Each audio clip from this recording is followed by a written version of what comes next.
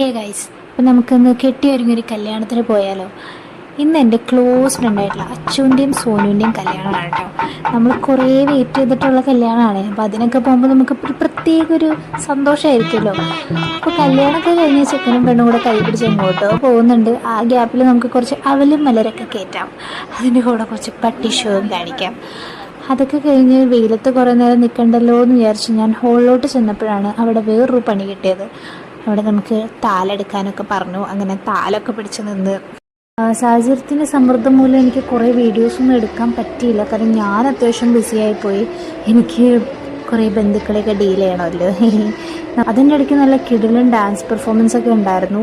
അത് കണ്ടുകൊണ്ടിരിക്കുമ്പോഴാണ് എൻ്റെ boy friend വന്നത്. അപ്പോൾ പിന്നെ അവനെ ഡീൽ ചെയ്യണമല്ലോ, അതുകൊണ്ട് എനിക്ക് കംപ്ലീറ്റ് പരിപാടിയൊന്നും കാണാൻ പറ്റിയില്ല കേട്ടോ. അതൊക്കെ കഴിഞ്ഞ് നമ്മൾ ഫുഡൊക്കെ കഴിച്ചു. ഫുഡായിരുന്നു.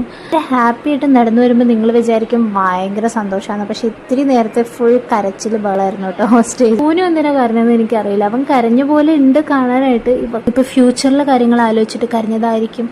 എന്തായാലും നമ്മുടെ ചെക്കനും പെണ്ണും നല്ലൊരു ലൈഫ് ഞാൻ ആശംസിക്കുന്നു.